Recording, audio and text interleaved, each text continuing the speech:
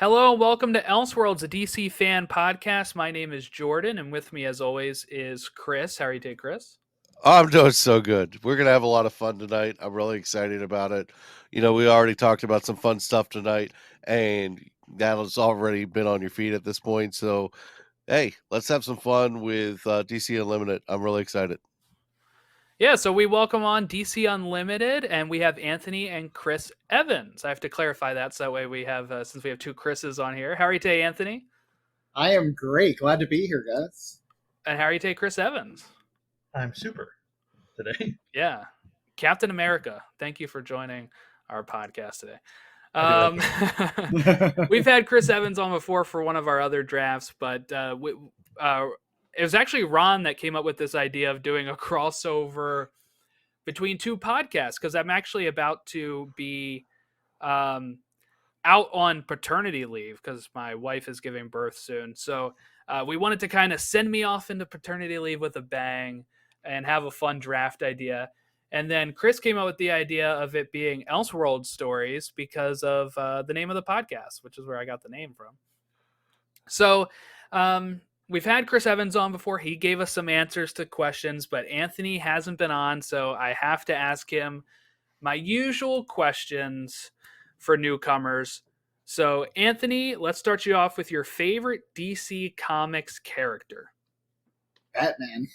I figured. Batman's the only answer. There's a picture of me like a few days old in a Batman onesie. He's always been part of my life. And I was born in '89, so big year for Batman too. So. Oh yes.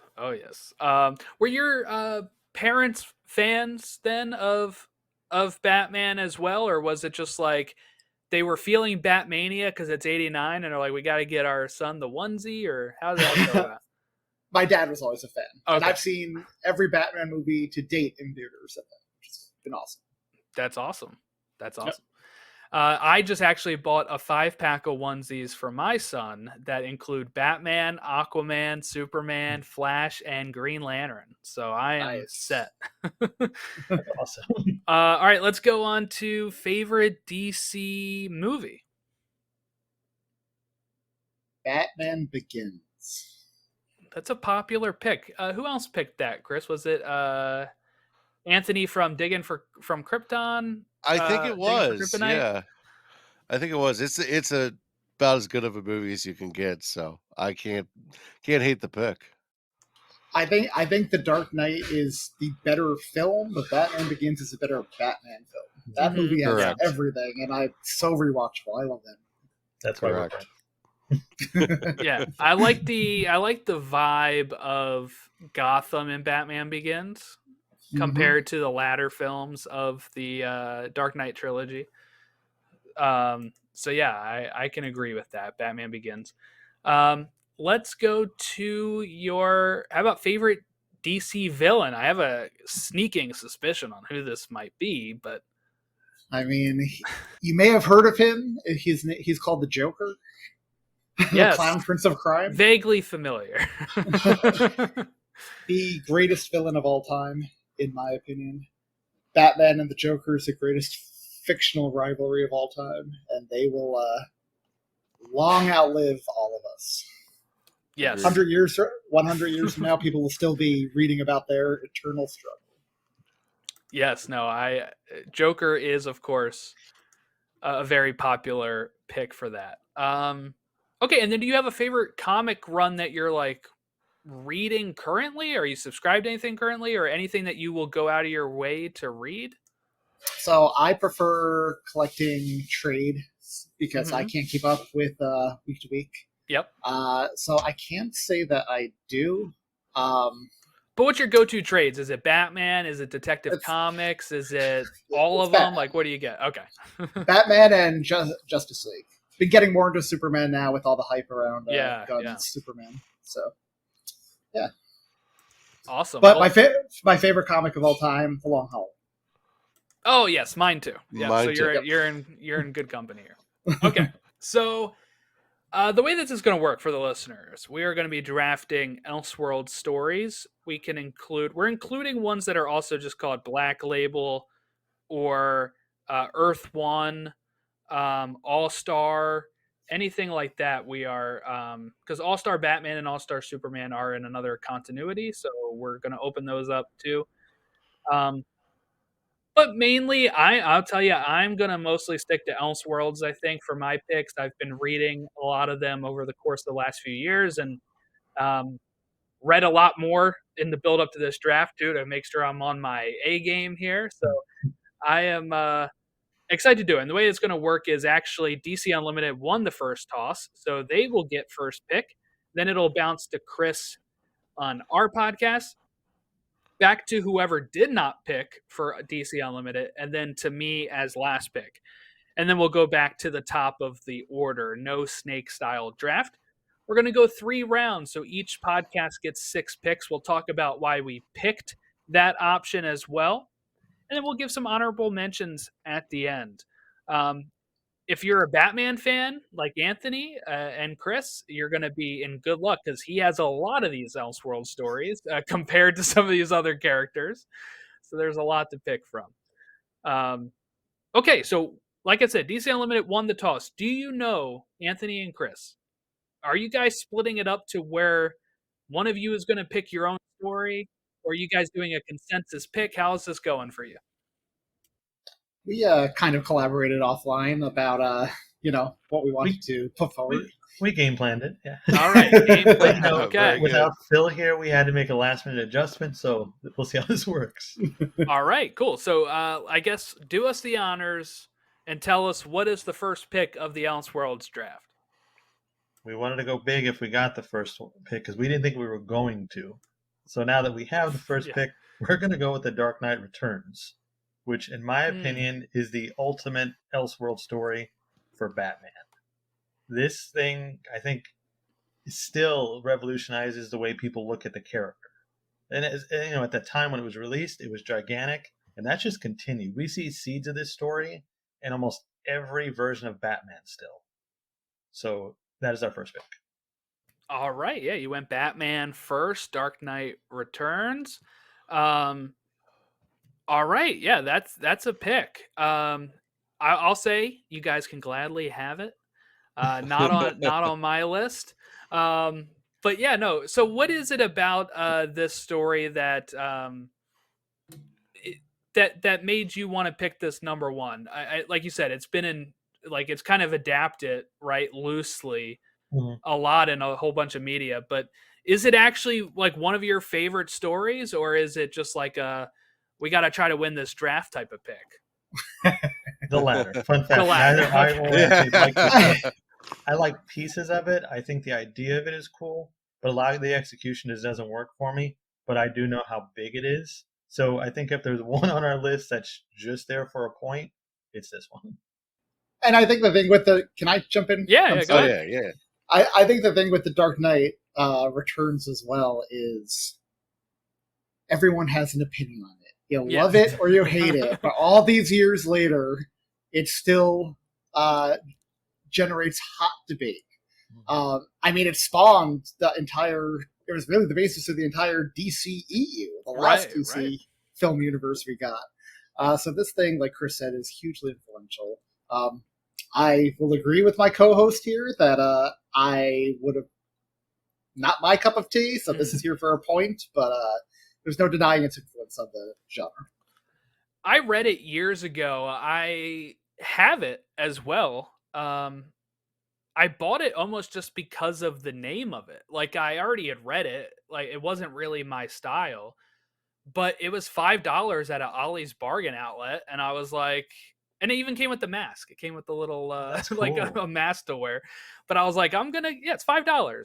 I'm gonna get this. Haven't touched it since, but like you said, it is one of those stories though that people will usually cite as a favorite or just like a must read, right? Like when I first started reading more comics, that was something that you Google, what should I read?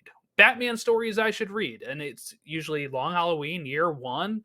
And then people will say Dark Knight Returns. And it's up there with those 3 stories. But yeah, Chris, your thoughts on the pick?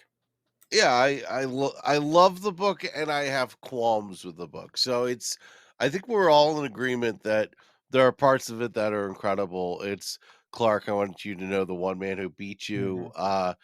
You know, hearing Batman's heartbeat at the end. Spoiler alerts, I guess. It's a pretty old book, but I love it. I got the 35th anniversary edition that has a slipcase with 4 individual hardcovers, and it's pretty cool. I'm a big Carrie Kelly fan. Actually, kind of just because she kind of looks like my mom. I think it's kind of funny. But like little spunky Robin. I'm a fan of that. I don't necessarily love this version of Batman, and I don't think Frank Miller gives Superman enough credit, but it's a good book for the most part. All right, Chris. So we already determined previously that you are taking our second pick here, our first pick, but the second overall pick. So go ahead and why don't you tell me, as well as everyone else, what that pick is? Well, I don't think it's going to surprise Jordan. It's going to be Kingdom Come. You have Alex Ross, you have Mark Waid. Mark Waid, probably my favorite comic book writer. I know, pretty sure he's Jordan's.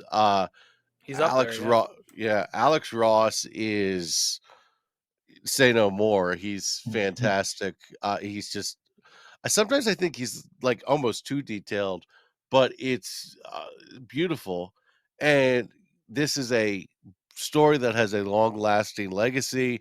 It is still something that resonates. It is big.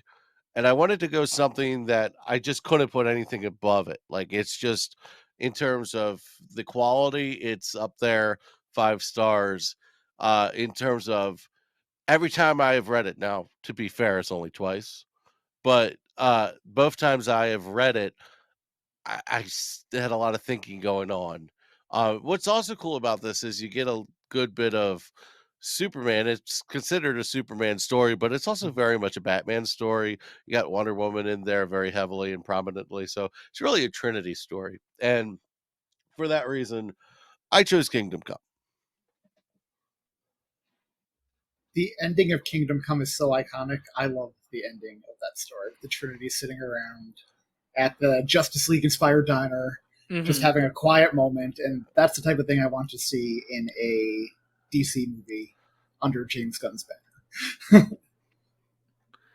Yes, we talked about this book was it last year or was it this year? It was sometime this year, I think. Yeah, we covered it on the podcast, and it was one that I hadn't read actually for a while. So it was like something I hadn't read before, but I was a Mark Waid fan, and like you always hear the story about Kingdom Come and like the crest and stuff. Everybody always talking about that and stuff. I didn't love it as much as Chris does. The art's good, the story is good, but there's just something there that I didn't connect with compared to the some of the other Mark Waid stories I read, because I'm a big fan of his World's Finest run right now, so I'm absolutely loving that and Dan Mora's art with it. But I mean, like if you're talking about again, so for me this is more of a pick for the for points, winning the draft, right? Because it is such a milestone comic series, and he actually just revisited in World's Finest, and I think it actually worked better for me in that than it did as a standalone story. And of course, the James Gunn Superman logo is the Kingdom Come logo. We've also seen it in the Arrowverse with Brandon Routh. So it's pretty big culturally right now. So it feels like a good day to pick that with the set leaks today. So it's also my favorite logo. It's my favorite Superman logo, without a doubt. I couldn't find my T-shirt today. I was going to wear it today, and I couldn't find it. But. All right. Any last thoughts on Kingdom Come before we move on to the next pick? Just that's one of my favorite Justice League stories ever. So great pick. All righty. All right. So let's go to DC Unlimited's second pick of the draft. So This one is particularly fitting for today, although I had it picked out long before today's set leaks. I am going Superman for All Seasons. This, to me, is the definitive Superman story. It's my favorite Superman story. It's a resonant story about finding your place in the world, like childhood ending, finding your place and acceptance in the world. And it's really cool because it is so quintessentially Superman, but you don't get inside his head at all. It's narrated by the people in his life, but not right. him. So Jonathan Kent narrates the season, Lois Lane, Lex Luthor, and Lana Lang. And the art is beautiful.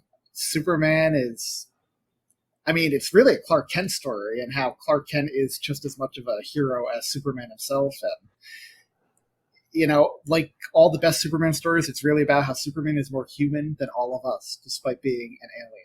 And that's what I love about it. And it's so influential. I mean, in the same way The Dark Knight Returns influenced Zack Snyder's universe, James Gunn has said this one is really influencing his universe. So couldn't be happier about that. But yeah, I love this book. This book's iconic. Yeah, it's my favorite Superman book, so I will say a good pick for Superman for All Seasons. It's up there for me as a really good. Anything Loeb and Sale did together was ultimately a pretty good run, pretty good stories. Yeah. Any thoughts on that, Chris? Chris? I think we all said. I think you said everything perfectly. It's a classic Superman book. If I wasn't trying to save money right now, I would have gotten the Absolute already. It's gonna happen at some point. I love that book, and Tim Sale is actually maybe, other than maybe Darwin Cook, is my favorite artist. So, I just splurged on the Absolute a month ago. I had to do it. I almost pulled the trigger. It's a beautiful thing that it's in print, and they made that Absolute. And I have the deluxe edition, and I've opened it many times. It's a really good. I'm not in a good mood. I need something to pick me up story, and that's what comics do really well. So I love that pick. Very good job. I love how they. Sorry, Chris. I was saying I need to revisit it because I read some of it and I was like, I don't think this is for me. I need to go back. I do love how the art is very Norman Rockwell inspired. Yeah, very much. Yeah. Makes it feel very homey and feels like Kansas and small town America, and I love it. It's so different than the Long Halloween, Dark Victory, Haunted Night that it almost blows your mind. Tim Sale also did a book with Darwin Cook as the writer called Superman Kryptonite, which is another one that it's not on my list or anything, but he draws a really good Superman because it's like he's not like in the gym. He's like this big, just gigantic blob, and he's just he's like rounded. It's interesting, but I like that because he gets his powers from the sun, and I think that's cool. So very big into anything Tim Sale. Alrighty, so I guess we'll go with the last pick of round one here, and I am going to go with a Superman story. I'm going to go with Superman Speeding Bullet, which was a fun story where Clark lands, or Kal-El, I guess, lands in the care of Thomas and Martha Wayne and is raised as Bruce Wayne. And then also dresses like a bat, but also has his Kryptonian shield logo with the bat in it. It's actually the inspiration for the logo of our show. And it is just, I thought, a really great one-off story that puts the question in the mind of what happens to Kal-El raised somewhere else, right? That's what a lot of these Elseworlds will do with Clark, by the way. We see it with like Red Sun. There's another story called Superman Inc. that does something similar, but it's pretty much like wherever he is raised, will have a big imprint on who he becomes, right? And it's why Martha and Jonathan Kent are so important to the character and who he becomes. And I think this story shows that pretty well, but he still actually lands in a spot of being raised by the right people that ends up making him a different hero, right? And by the end of the show, I mean, by the end of the issue, he does kind of take off the mask and become the more known Superman, but it's a really cool cover where it's, taking the cover of Superman 1 and making it look like Batman flying instead with the shield logo with the bat. It just was really striking when I was like, I have to read this. I have to know what this is about. And it did not disappoint me. This is one I hope that they actually animate or something at some point, just because it's such a cool idea. Yeah. And I mean, like you said, Clark, wherever you put him, ends up being Superman. You can't take the goodness out of him. And this is one of the best examples of that, because you dump him in Gotham City, which is by no means a nice city, and he still ends up as Superman. It's just a cool story, and the look of it is really neat. There's the suit itself. Not a great city, but a place that Chris wants to visit if he had 72 hours to vacation in the DC universe. Gotham City. I absolutely would. Braver man than I, for sure. It's a cheap trip. Property values are down. Airbnbs are very cheap in Gotham. Exactly. No, that's a cool story. I actually just read Speeding Bullets in preparation of this. I really wanted it to be Jordan's story because he brought it in his pick, because he brought me to it. A really good, fun book. And I like that, he had the filter of more of a Batman filter. And he had to work through that and become the guy we know as Clark, the Kal-El, the Superman. So that was really awesome to see Bruce Wayne Kal-El. Good pick. Yeah, this is a great story. I really like what you said, Jordan, about how despite landing with Martha and Thomas Wayne, he still becomes Superman. He becomes a hero, just a different type of hero, but still a good hero. And I really like that. I've always liked the influence that Thomas and Martha and Jonathan had on Batman and Superman the comics. I think they are, even though they're supporting characters at best, they have a huge influence on the entire DC universe when you think about it, because they're the parents of Batman and Superman. So I love these stories where the two get swapped and still become the heroes they were always destined to be, because these four parents were just good-hearted people in a pretty dark world. So I really liked seeing Bruce still become Superman in the end here. Yeah, they had a huge role in the BVS, right? Why did you say that name? But yes, they have great roles throughout the stories, and I think it's just cool to know that he still ends up okay after landing, in Gotham and stuff like that, and just kind of how different trajectory it can send him on, and he still becomes the right guy at the right moment. So really works for me. Round 1 in the books. Let's go into round 2 and back to DC Unlimited for the next pick. So the first pick was for the point. We admitted that. This pick, is something I genuinely do enjoy. And I know it ruffles some feathers because of the content, but I'm going with Injustice. I know a lot of people do not like evil Superman. It just doesn't hit for people. I get it. But I think the way it's presented in this particular story sells it so well, you can't deny how cool it actually can be when, again, it's in the right story. And there is a point to it. It's not just, Superman's rampaging for the hell of it. There's a point. And also, it's just kind of cool seeing him punch through the Joker's chest. I mean, who expected that? And also, the way the heroes and villains come together, I think is really cool. And it really is a who's who of DC. Everybody is in this story.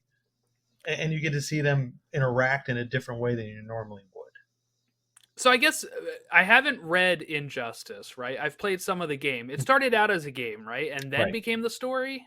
Right. So the game introduces the story, and then people latched onto it so much they expanded with the book, and the book is better, of course, because the's more of it, and you can get the smaller details. There's more out story too. The game is like, here, fight this guy. Exactly. Here's a little clip. They argue, they fight. In the actual comic, you get a lot more of that. A lot more of the fighting too, but there's just more story, and it really works out very well. So how about the movie? The animated film, is that based off of the story or the game? Do you know? It's based off the book, but have you seen the movie? I have not, no. I wouldn't recommend it to an enemy. So okay. That's just me. Good to know. I don't like it, but I'm sure somebody does, and that's fine. Yeah, I've played some of the game. I have Injustice 2. I got to a fight I couldn't beat for a while, and I was like, done with this for now. I know the story more through actually the most recent, through Dark Crisis, I think it was. There was a John Kent story where he went into the Injustice storyline I didn't know that. before Injustice fully took place, I think it was. But yeah, it was like a 6-issue arc where written by Tom Taylor, where young, the Superman John Kent goes into the past because there is a Superman that is killing other Supermen throughout the multiverse, and he gets to that universe, and we get to see like Injustice before the Injustice timeline or something. So that's most of my experience with that. And then, of course, what people usually talk about Injustice with the evil Superman trope that is, I guess, popularized by that, but has been in so many other media throughout time. Yeah, but they pick on that one specifically, and I get why. He is kind of at his worst in Injustice, especially when you read the book. But I think it works. I enjoy that story a lot. I'll have to give it a read. So this is one. We're on the same team here, Chris, but this is one I think it's Chris's turn, isn't it? No, I know, but I wanted to comment on this real quick. Sorry. I'm sorry. No worries. We're on the same team here, but not my cup of tea, the comic, honestly. I appreciate what it is and its influence on pop culture and how it resonated with so many people, but I'll stick with the game. The comics went so long. I was like, this is too much Dark Superman. How long is it? Like the long. The comics are really long. Yeah, it's really long. I have the first 2 trades, and I didn't. Wait, there's more than one trade for it? Yeah. Oh, there are 2 huge omnibuses. It was meant to be like a fully ongoing universe, so they treated it as such. You don't have to read all of it. I haven't, but the parts that like the first 2 or 3 volumes are pretty good, I think. Oh my God! I've read 55? The first 2 volumes, and I was like, I'm going to read all of them, and then I dropped off. Oh, okay. It happens. It's a big yeah. There's a few where it's like year 0, year 2, year 3, year 4, then the regular. Okay. Yeah. I'll get to all of it at some point someday. I do like it. Interesting. If Anthony doesn't, I hope you guys have room on Elseworlds for another team member.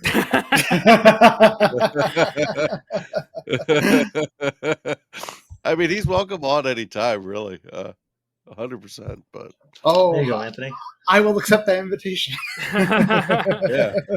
Damn, we're breaking up podcasts here. Okay. It's not the intent. We're supposed to come together, a kumbaya moment, but all right, Chris, give me your second pick. I am so torn here because we've gone so Superman heavy, so I kind of want to go Batman. But the next one on my board is Superman, and I'm going to stick with it. Superman Red Sun. It is Superman's always good no matter where you put him. He gets led down a path that he does not agree with. You got Brainiac in here. As Padme would say, that she can't follow. She cannot follow. There you go. Path. Yeah. Yeah, there you go.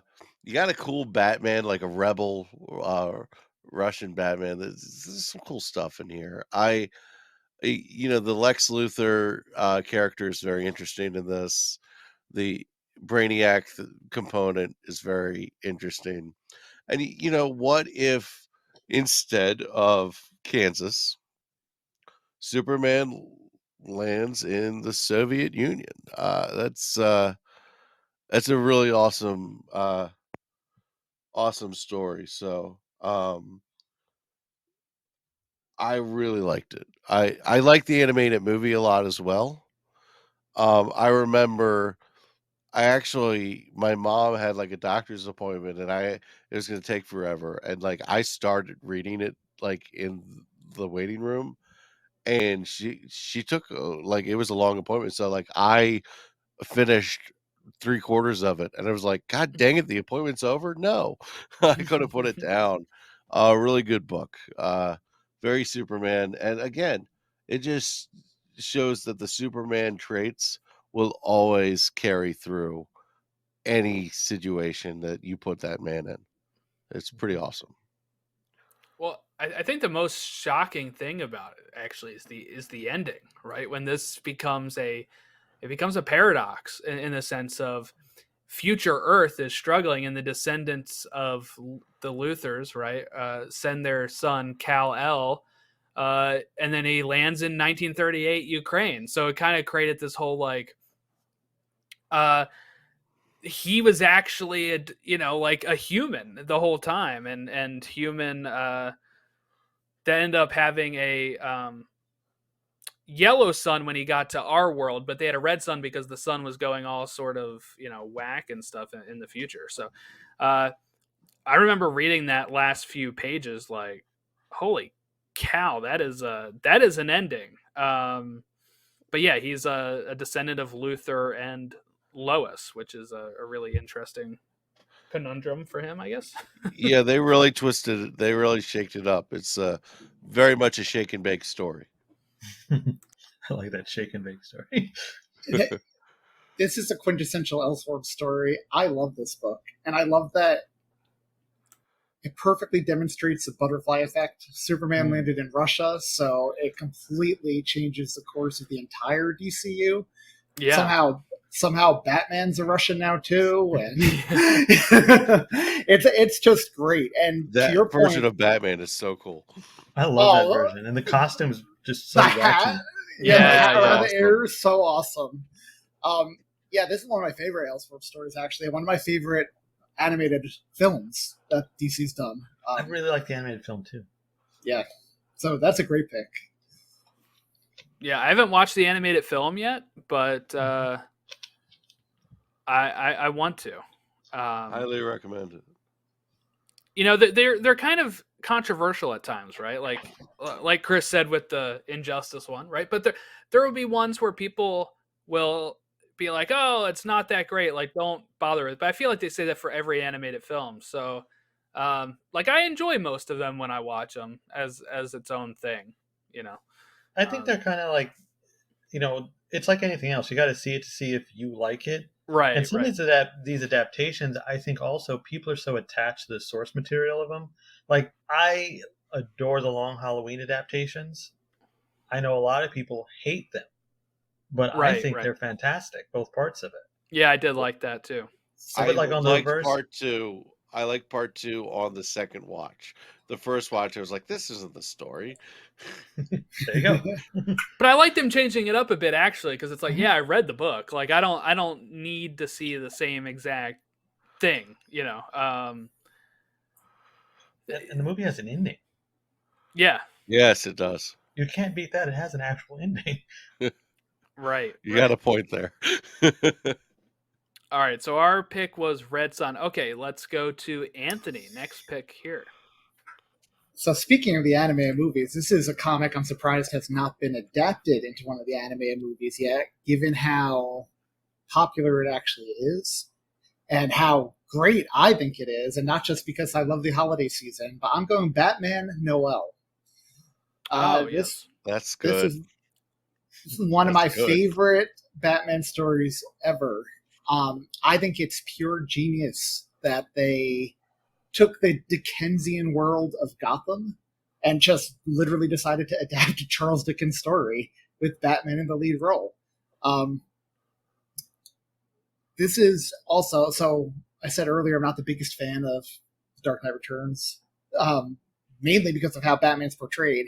This is as violent as I can get with Batman, as dark as I can get. He's right on the border of the Dark Knight Returns Batman, but he's not going around, stabbing people's eyes out or anything of the sort. He's really hurting them, but he's not quite there yet. And I love the idea that this is a sick, fed up, tired Batman who's mourning the loss of Robin, and it takes Catwoman, Superman, and the Joker, of all people, to really pull him back from the brink. This is such an intimate Bat story, but it honors his whole history, and it has some of the most beautiful artwork, because, of course, it's Liber Mayo. But, this story is just wonderful. I read it annually due to its holiday setting, and it's just so Batman. It would make the perfect animated movie as well. So I'm really surprised I haven't done it yet. It you is think more they important. released that? Yeah, around Christmas time, and you could rake in the DVD sales. Yeah. It is more important than Home Alone and Die Hard for me. It is every year I read it. I think last year I read it on Christmas Eve. Always read it the week of Christmas. Yeah, it's a must. 100% agree with you. And some of the visuals for Liber Mayo are just ridiculous, especially with Catwoman, and you kind of see like you're not as fun as you used to be, and you see like the Catwoman's eyes. It's just like the lenses of the mask or whatever. It's just so cool. The art in this book, top 5 art in a DC comic book. The splash page when she says you're not as fun as you used to be, and you see him and Robin taking down all his villains over the years, is gorgeous. But the panel that always gets me is Superman. He has that like glow about him because he represents the ghost of Christmas past, and he's carrying like this crippled Batman form, and Grumpy, it's crippled beautiful. Batman. Yeah, I love it. And I'm with you. I actually read this every Christmas Eve, not just every season, but Christmas Eve it's my go-to. So I'm with you there. Very cool. All right, so I guess I'll go with my second pick here. I am going to go with... This is a tough one for me. I'm going to go with The Nail, which is a story, if you're not familiar with, where there is no Superman. So what happens is when the ship is landing in Kansas, Mom and Pa Kent have a nail in their tire, and they're not able to go to where they were going to go. So they never were out, and they never took in Superman. So Clark is actually taken in by the Amish, and he has no contact with the outside world until like the very end of the story. But the rest of the story is all about like the Justice League continuing on as they always had. And Lex Luthor is the mayor of Metropolis, and he is very anti-vigilante and anti-power abilities people, and trying to make a law, that goes against them being in the open. And you even have like Oliver Queen, who got injured during one of the Justice League missions, who is very anti the Justice League because of how he felt abandoned by them. And you just have sentiment growing worldwide for anti-heroes. And it, kind of all comes to a head. And again, a theme of my stories here, Superman, they kind of land in the Amish fight area, and Superman is able to use his abilities, and he does become Superman at the end of the story. And it's just kind of a common thing for Superman to do so. But I just think it was a really interesting story. I bought it at my local comic shop. They had like the trades used, and I bought them for like 50% off.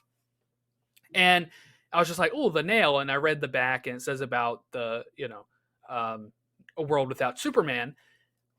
But it wasn't until I actually started reading it that I figure out why it's called The Nail, when it opens up with Mom and Pa Kent having a nail in their tire. And I'm like, oh, that's cool. Why they called it that. And the art is really great too. The art is so good. It's like classic Justice League looking characters. It is absolutely fantastic. So, yeah, I really enjoyed The Nail. I don't think I've heard of this story. Yeah, it's not as well known, I think, as some of the other ones. It's a 3-issue story, and they are actually about 50 pages each. Oh, okay. Yeah, so it's pretty lengthy. And they actually have a sequel called the Another Nail, and it takes place after that, which was good, not as good as the original, but it was good. And the art is by Alan Davis, who also wrote it, and the ink is by Mark Farmer. And it's just like really good art. Came out in like 98. So I believe is Clark rocking the mullet here? Yeah, a bit, yeah. I kind of like. I think Amish Clark with a mullet works for me. I like that. He had the beard too. He had a beard as well, but he loses it. I have to check this out. I've never heard of this one before, but it sounds fascinating based on the way you described it. And I just kind of looked it up as you were talking, and I may have to order this. Yeah, you might want to give it a read. The villain is a little surprising, I'd say too. So it's fun. Oh, interesting. Yeah, I definitely plan to check it out. I haven't read it yet. He told me about it the other day and was like, "Yeah, I'm not gonna have that read by the draft," but I was like, "I'll let this be his pick." Yeah, enjoyable story. All right, so back to the top, our final round. So everybody's last pick is coming up here. So Chris Evans, who you got? This one is from the heart. This is actually one of my favorite Batman stories, period. There were 3 volumes released. I love 2 of the 3. The third one is fine. It's Batman Earth 1 from Jeff Johns. So I don't really like takes very much. I can deal with Elseworlds comics, but when you change a lot of stuff and call it a take, I'm not always on board. Mm-hmm. This is a case where I am. I love the chances they take with Earth 1, Volume 1, 2, and some of 3. It's the story we all know, but with little tweaks that I think really add to the overall story of Batman and the myths of him. And the looks of the characters we get are pretty cool. Like, I like the way the Penguin is handled. I think they do a really good job. Two-Face is great. They built a whole universe in these volumes, and it flows so well. And again, it's a take, but it's familiar enough. It's not like a wild thing like, oh, Batman's a zebra now or something. He's still just Bruce Wayne doing Bruce Wayne stuff. And I mean, if you like the Batman movie, it feels like a lot of it came from this book. Yes. Oh, and even the way like Alfred is, very military-like. Yes. Feels directly from this book. So I love the art in it. I love the stories. And I just think it's one of the most well-done Elseworlds titles that there is. Now, I think it was meant to be a whole universe because they had the Superman one. Yeah, they were all Wonder doing Woman. they were trying to do their own. Like Ultimates, maybe. Kind of like Ultimate, right? But it was like they never really got that far with it, I guess, right? Like they kind of cut it short. Yeah, I don't think the other ones were as good as The Reason. Because I've heard I read things about Superman. I read Earth 1 of Superman, did not really care for it. That's right. Yeah. I heard but one the of them Batman was ones were good. so good. Mm-hmm. So yeah, that is my pick. Yeah. So I picked up my comic book shop in Reicherstown had a paperback trio like in a little slipcase, and it was like Earth 1, Batman, Superman, and Wonder Woman Volume 1.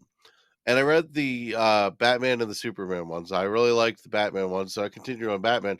But I read the Superman one, and I never really went to the Wonder Woman one. Because the Superman one wasn't... I don't want to say it was bad. It just wasn't amazing. It was, to be honest, for me, it was a bore. Like Yep. as a Superman fan, reading Earth 1 Superman, it took me forever to read through it. I was like, this should not be feeling as difficult for me. But I didn't mind Earth 1 Superman. I've read the entire Earth 1 series: Lanterns, Wonder Woman, Superman, Batman, Teen Titans, and I loved it all. But well, here's my problem with it, Anthony, is I can't even tell you anything that happened in Earth 1 Superman. And that for me is like the downside of it. You know, like I've only read these once, but I can spout off like different Batman Earth 1 stuff, like the Two-Face stuff and like how that was handled.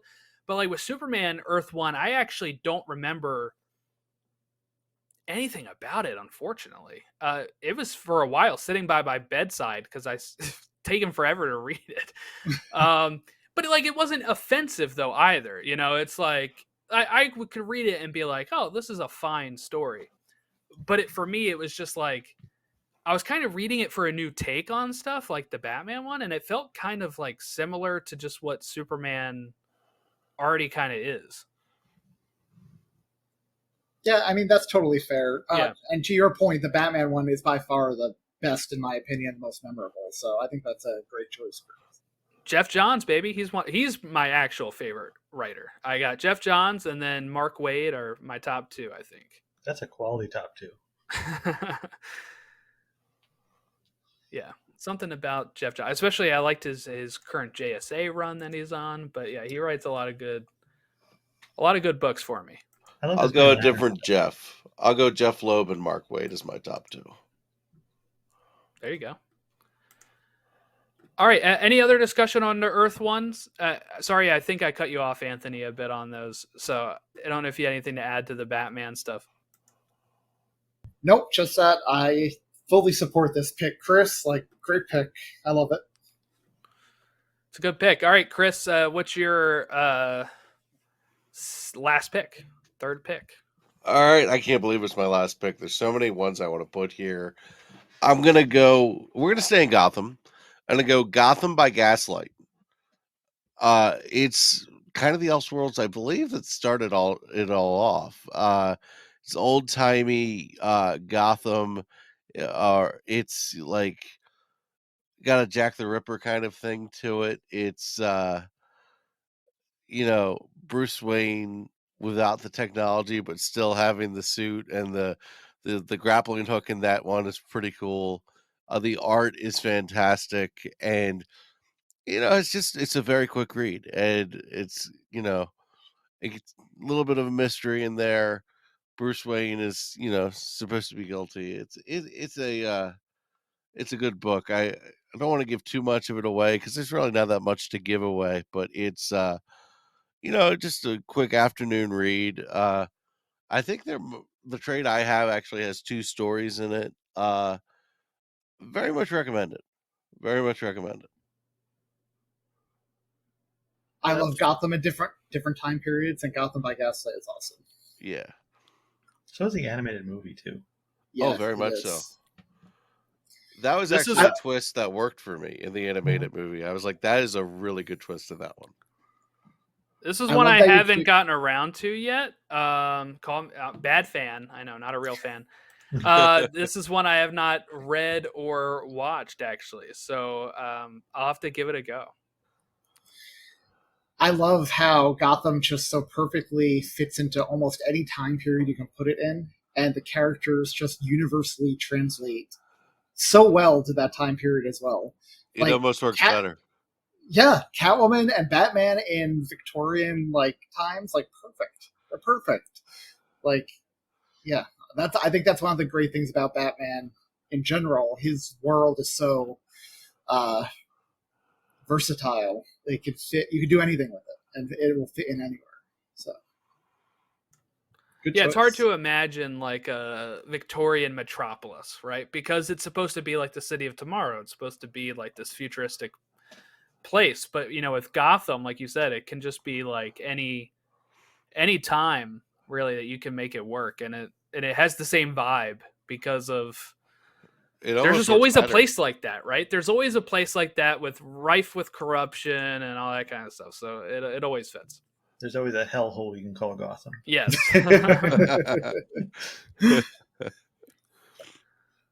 All right, we'll go to Anthony for your last pick. So this one was hard for me. I had a few here that I wanted to use, but let's go back to the world of the Kryptonians. I am going with Tom King's Supergirl, Woman of Tomorrow. And this book is just so freaking fun. So I'm not the biggest... I'm a Supergirl fan, but I don't have the biggest knowledge about her. But from the little I do know about her and a lot of adaptations and comics she's in, movies she's in, she is just a female Superman. But this version of Kara is so punk rock, so completely different than her Boy Scout cousin. She's on a revenge mission. Somebody shot her dog, and she's on a revenge mission and teams up with another alien girl who's also on a revenge mission. And that's awesome. This is like a cosmic adventure across the galaxy.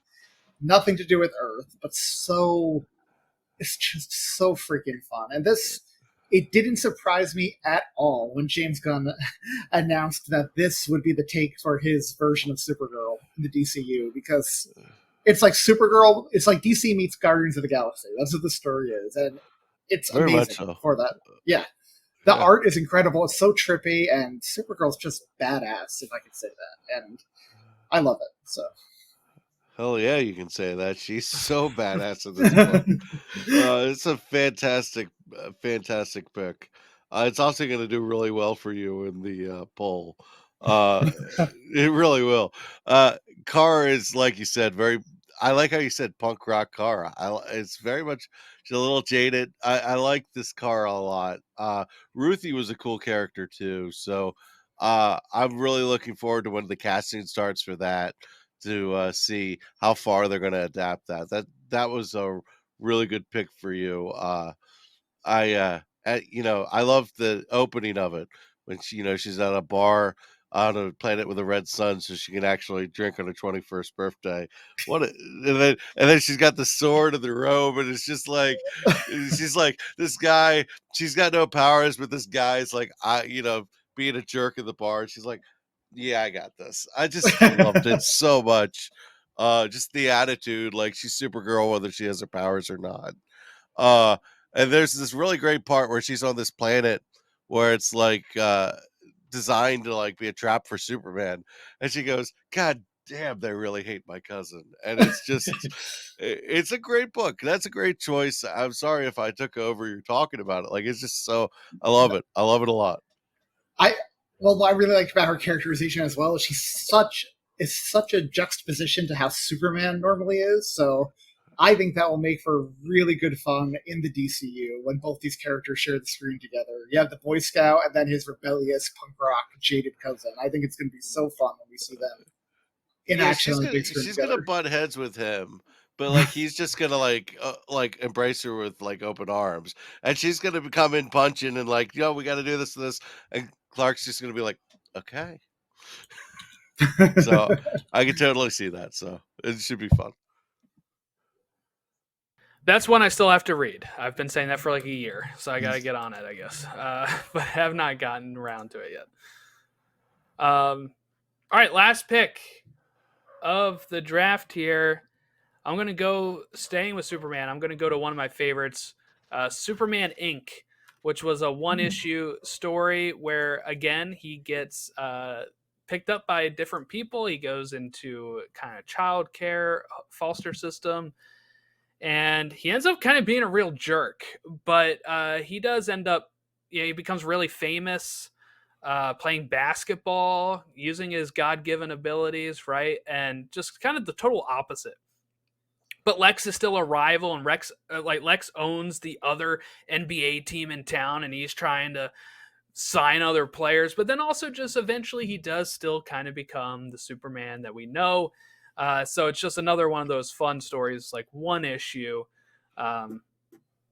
Love those type of stories. I just really dig seeing that rivalry in a totally different way of not life and death as well. It was kind of like competitors business wise and also like sport wise is a very interesting take on their feud.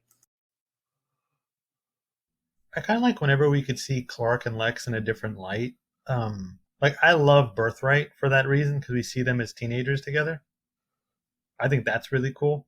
And I think also the rivalry they have there and Inc. is really neat too, because again, it's a different light. And anytime you could expand on characters like that, I think it's a good idea. Yeah, just kind of a silly story. Yeah, this one was fun. I really liked this one. I only read it one time. I would love to revisit it, but I remember really enjoying it when I read it. So I think it's a great pick. Here. I haven't read this one, so I'm gonna have to get on that. Yeah, he becomes like a pop culture icon and everything. Like he's got like it's insane. Just a totally different story for Clark Kent, who's not named Clark Kent in that run, I believe. Goes by something else, but I think he accidentally kills his foster mom too, or something. It's pretty wild. But yeah, so go ahead and check that out. All right, any honorable mentions before we wrap it up? I know I have like maybe a couple I want to share. I have a couple. I have two. I have two as well. All right, let's each share two, and let's go same order as the draft. Chris. So my two are Jurassic League. That's the first one, because I just thought that was a cool concept. I love dinosaurs. I love the Justice League. Put them together. Let's see what we get. And plus, the Joker Raptor was one of the most badass things I've seen in comics. I need a statue of that. Yes. Raptor. Why is there no statue of the Joker Raptor? Give me it. So that's one. The other one is Batman Red Rain, which I know isn't the most popular, but it's kind of on brand for me. Batman and vampires put together. I dig it. It's not the best story either. I just find it entertaining, and I think, again, it's just a cool concept, and it's one of those things where you can put Batman in any time period or any setting, and he will work. This is another example. Chris totally thought that was going to be one that you picked on this draft. I actually just read that last night. I read it in two sittings. I started it the other night, and then last night I couldn't put it down, and it was good. I enjoyed it a lot. It was actually going to be one of my honorable mentions, so now I have to pick another one. Sorry, but no, you're good. If you don't have another one, you can just give one. No, I actually have two, so it's fine. But I had two like locked and loaded. Now I have, one more bullet in the chamber. No, I have less. But yeah, I have Batman the Imposter as one. Black Label book. It's a great one. Very Robert Pattinson Batman-y. Written by Tomlinson too. Yeah, and I was under the impression that it was supposed to be a tie-in at one point, and then they kind of veered off. But it is as close to the Batman universe Batman as you've gotten in comics. Love it. I think it is so freaking cool, and I'd love to see the detective he like falls in love with as like a character that pops up in something, because that was a really cool story, and it was interesting to see Bruce with somebody that had this is a cop for the same reason he's Batman. That was really cool. I really liked Leslie Tompkins in that story. I'd love to see. I think she would fit in well in the Batman universe, and I hope they bring her to the screen. That's one of my hopes. Yes, Tomlinson. Yep. Yeah, especially as a fan of the animated series, and Leslie Tompkins, one of the core Batman characters that gets forgotten 100% with you, Anthony. 100%. She wasn't forgotten in Gotham. She was in most of that show. It's true. And then the second one I got is Harleen, another Black Label book, and that is the best art I've ever seen in a comic book, period. And it is better than Mad Love. It is the best Harley Quinn story there is. Hands pretty down. much that simple. That book is phenomenal. I just got my hardcover a couple weeks ago. It is beautiful. It is beautiful. Mm-hmm. It is so damn good. All right, Anthony, your two honorable mentions. We're returning to the world of Gotham for both of mine as well. And starting with Joker, because I think that's a nice follow-up to Harleen. Joker by Brian Azzarello, art by Lee Bermeo. I mean, this book, it's dark, it's gritty. It's like reading a story about Heath Ledger's Joker. If Heath Ledger's Joker had a standalone movie, it would be this book. I love it, though. I think this version of the Joker defined what the Joker would become in comics for almost a decade afterwards, honestly. Because for a long time we got the scarred version, the messed up monster version, rather than the perma white, perma smile. For better or worse, I know that's not Chris Evans's preferred take, but I really enjoyed this, and the art is both beautiful and gruesome. My other one is actually the first installment in a trilogy, one of the best Elseworlds trilogy ever, in my opinion, Batman White Knight. I loved the whole idea of the Joker seemingly reforming and turning Gotham against Batman. And while Batman's trying to expose him, he realizes that maybe I have become a little too hardened, and I am doing this because I think it's fun now more than helping people. I think it's just a great introspective Batman story, like I said, and I love those. And it has all the characters we know and love. It has Nightwing, Robin, Batgirl, Gordon, and it's just such a fun story. I would love to see this series adapted in animation. Adapt them all. Yes. Yeah, go you got for time. Yeah, just it. all right. One of my runners up here is called Created Equal.